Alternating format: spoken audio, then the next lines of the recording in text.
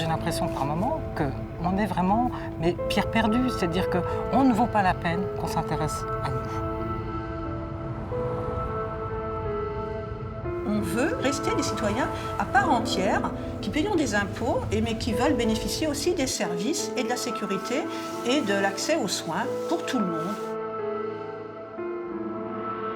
Il faut mettre tout de son côté pour que les gens restent dans le coin. Et quand on voit que les gares arrivent à fermer, c'est nous enfermer un peu plus. Hein. Là, ça marche plus, donc on enlève, sans se demander comment on peut faire autrement.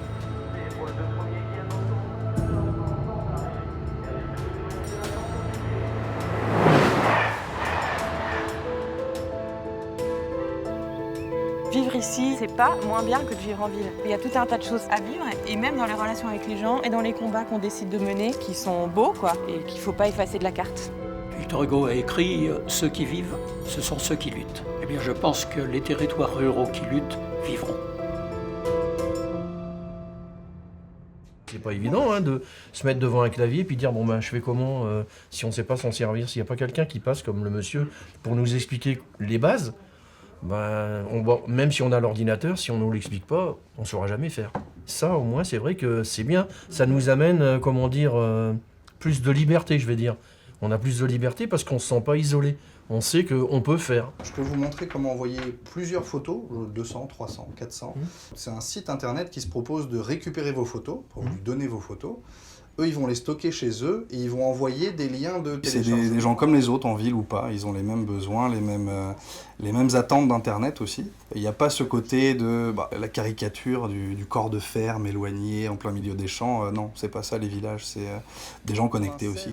Ça fait des petits parce que c'est une idée forcément qui plaît aux gens. Puis les gens en parlent, c'est-à-dire que nous, on fait le tour de la région centre, mais... la famille n'est pas que dans la région centre, donc ils vont en parler à leur famille qui est en Bretagne, qui est dans le sud. Je suis allé dans le bus aujourd'hui, tu sais. Et de fil en aiguille, du coup, il y a même des conseils départementaux qui vont rappeler le bus en disant « On vous a vu à la télé, on vous a vu, on a entendu parler de vous à la radio, dans la presse, ou des gens sont venus nous parler de vous. Comment on pourrait faire pour faire la même chose ?» Il y a des barrières qui tombent, des barrières un peu mentales en fait. Une fois que ces barrières-là elles sont tombées, qu'on sait qu'on est capable de faire plein de trucs, il y a plein d'horizons qui s'ouvrent.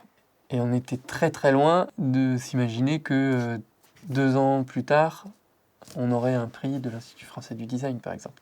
C'est des choses comme ça qui sont marrantes et qui font plaisir.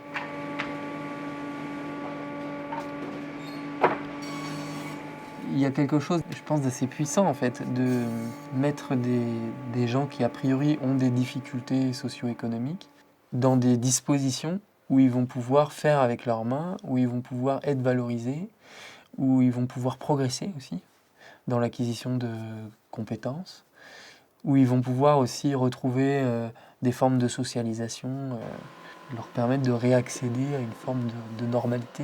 Donc effectivement, on peut se dire c'est de la menuiserie, c'est du travail du bois, mais c'est pas que ça, quoi. Résiste mon gars, être est un combat qu'il nous faut mener, même en temps de paix.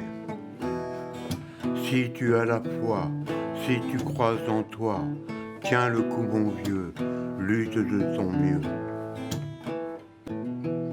Lève-toi et marche, prends bien garde aux marches, comme aux faux amis, que ton loup qu'ennuie.